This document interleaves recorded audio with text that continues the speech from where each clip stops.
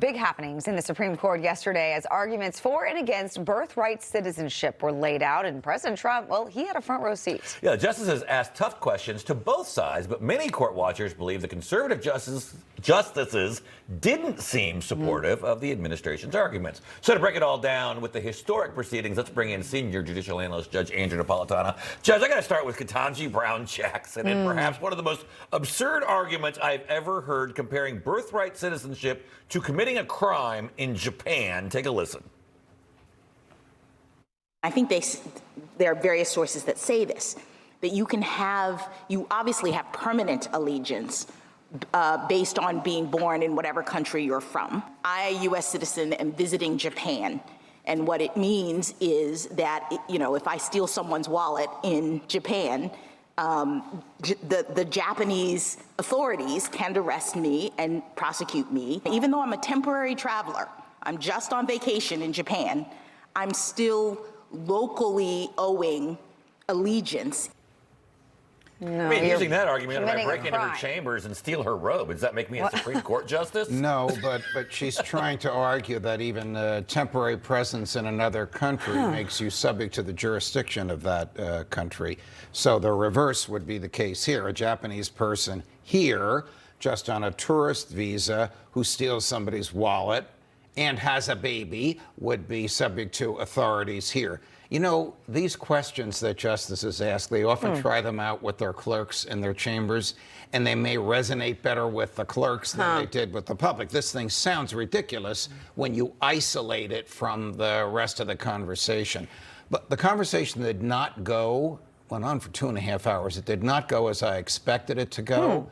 I thought it would be a little bit more favorable to the president's position, at least from the people that he appointed to the court. They didn't seem to be fazed by his presence there at all. I was surprised that he left during the argument by the ACLU lawyer. You know what he should have done? He should have sat at counsel table, which he has the absolute right to do, because this case is called Barbara versus Trump. Barbara is the last name of the lead plaintiff. There are several thousand plaintiffs in this case. It's a class action.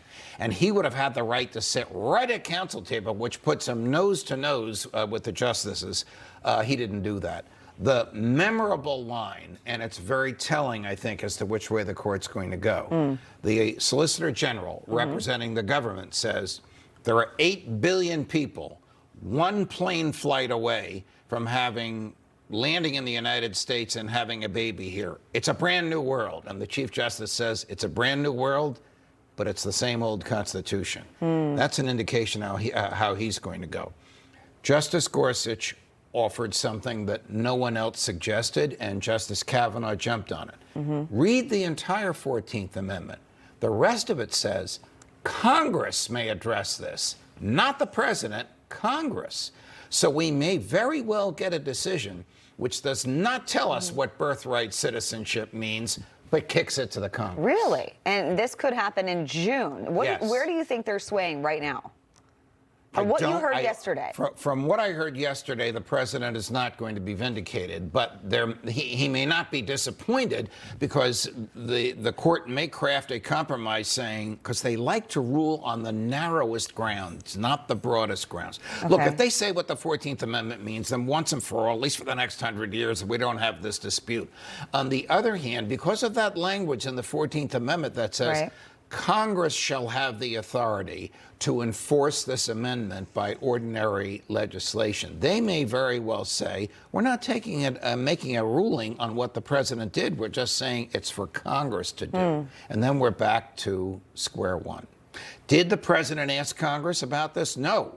His first day in office, literally right after he was inaugurated, he signed this executive order. I'm sorry my answer is so long. They can't even fund the Department of Homeland Security. They're not going to agree on birthright citizenship. A great comment, Mark. I'm not suggesting Congress is up for this. Right. Because Congress is notorious for not being up for its constitutional duties. All right. All right, Thanks, Judge. Thank you for your insight. Appreciate it.